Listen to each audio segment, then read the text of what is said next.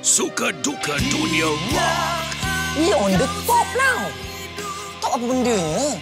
Kata darah tak lepas. Wah ingat, bang nak begini ah.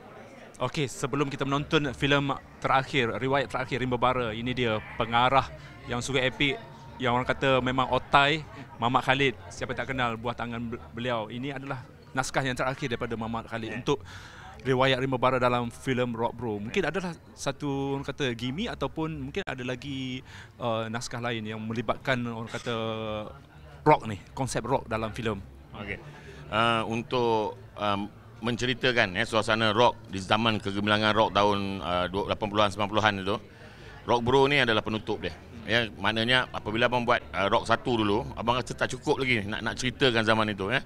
So abang buat Rock Bro, Rock O ya. Lepas buat rock kedua, masih lagi ada saki-baki penceritaan yang abang rasa tak sampai. So kita buat Rock Bro.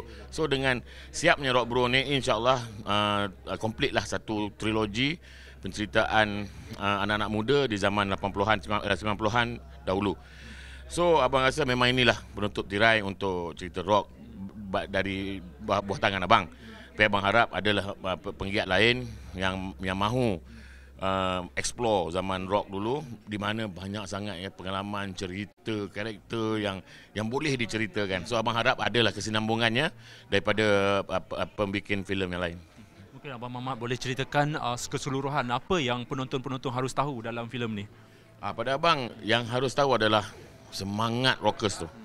Semangat budak-budak rockers ni sama aja, baik band yang sangat famous ataupun yang suam-suam kuku, semangat mereka tetap sama, iaitu ingin berjuang dalam dunia seni rock, yang ingin merit, ingin menjadi sebuah band yang berjaya.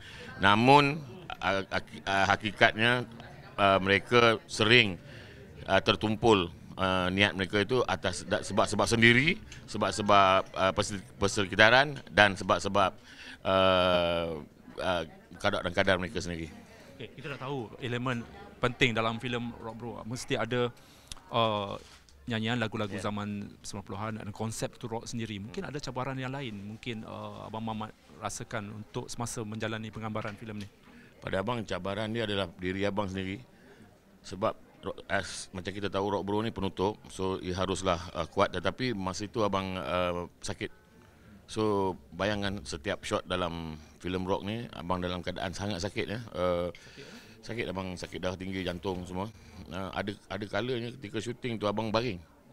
So bayangkan mereka melompat-lompat depan tu, abang baring di monitor sebab menahan sakit tu ya. Tapi itu masalah abang. Apa yang perlu adalah abang capture image-image yang apa yang kita nak untuk menjayakan filem Rock Bro ni.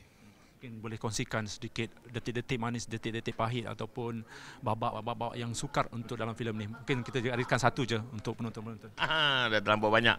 Tapi abang rasa yang dia banyak, susah lah abang. Satu-satu je. Abang rasa yang paling manis adalah apabila perjumpaan ada Datuk Atan ya, ada Black, ada Man Kidal, ada Yan Base. Dia datang menolong datang untuk syuting.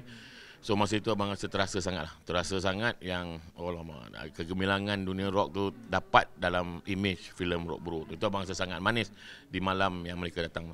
Akhir sekali pesanan-pesanan daripada Abang Mamat untuk penonton-penonton supaya datang ke Pawagam menonton apa yang wajib menonton filem ni. Ya, pada abang filem Rock Bro ni abang menceritakan kisah kegemilangan zaman rock tu, tapi yang sahaknya adalah sebuah filem yang sangat menghiburkan. Datanglah dengan anak, dengan adik, cucu, atuk pun boleh tengok kerana lagu-lagu yang dihidangkan sangat nostalgia. Percayalah, bila keluar je lagu tu anda akan turut menyanyi sekali. Terima kasih banyak. Sekian dulu temu bual bersama Mamat Khalid. Jangan lupa untuk datang menonton di Pawagam. Wajib menonton Rock Bro. Thank you. Dan kesudahan pengembaraan mereka di Pawagam 27 Oktober 2016. Last